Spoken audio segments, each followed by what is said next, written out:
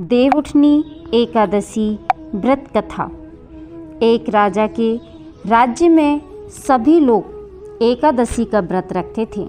प्रजा तथा नौकर चाकरों से लेकर पशुओं तक को एकादशी के दिन अन्न नहीं दिया जाता था। एक दिन किसी दूसरे राज्य का एक व्यक्ति राजा के पास आकर बोला, महाराज कृपा करके मुझे नौकरी पर रख लें। तब राजा ने उसके सामने एक शर्त रखी कि ठीक है रख लेते हैं, किंतु रोज़ तो तुम्हें खाने को सब कुछ मिलेगा, पर एकादशी को अन्न नहीं मिलेगा। उस व्यक्ति ने उस समय हाँ कर ली, पर एकादशी के दिन जब उसे फलाहार का सामान दिया गया तो वह राजा के सामने जाकर गिड़गिड़ाने लगा, महाराज इससे तो मेरा पेट नहीं भरेगा, मैं भूखा ही मर जाऊंगा, मुझे अन्न दे दो। राजा ने उसे शर्त की बात याद दिलाई, पर वह अन्न छोड़ने को राजी नहीं हुआ। तब राजा ने उसे आटा, दाल, चावल आदि दिए। वह नित्य की तरह नदी पर पहुंचा और स्नान कर भोजन पकाने लगा। जब भोजन बन गया तो वह भगवान को बुलाने लगा, आओ भगवान भोजन तैयार है। उसके बुलाने पर पीतांबर धारण किए भगवान चतुर्भुज रूप में आ पहुँचे तथा प्रेम से उसके साथ भोजन करने लगे। भोजन आदि करके भगवान अंतर्ध्यान हो गए तथा वह अपने काम पर चला गया।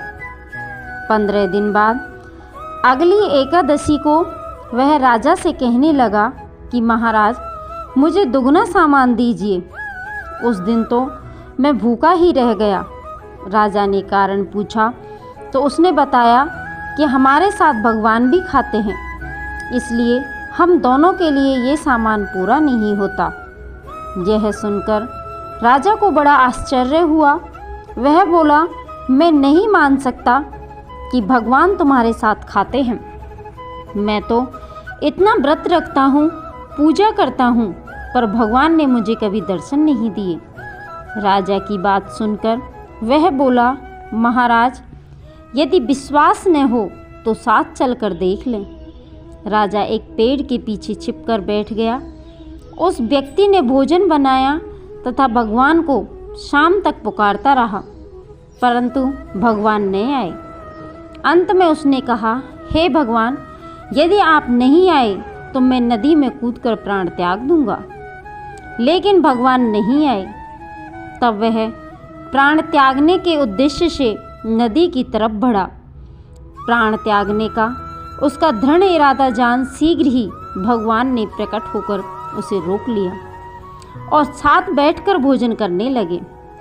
खा पीकर उसे अपने विमान में बिठाकर अपने धाम ले गए। यह देख राजा ने सोचा कि व्रत उपवास से तब तक कोई फायदा नहीं होता जब तक मन शुद्ध न हो। इससे राजा को ज्ञान मिला। वह भी मन से व्रत उपवास करने लगा और अंत में स्वर्ग को प्राप्त हुआ।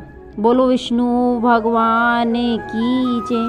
भक्तों, यदि आपको हमारी कथा अच्छी लगी तो लाइक करें, कमेंट करें और चैनल को सब्सक्राइब करें, जिससे आगे आने वाली कथा भी आपको मिलती रहे।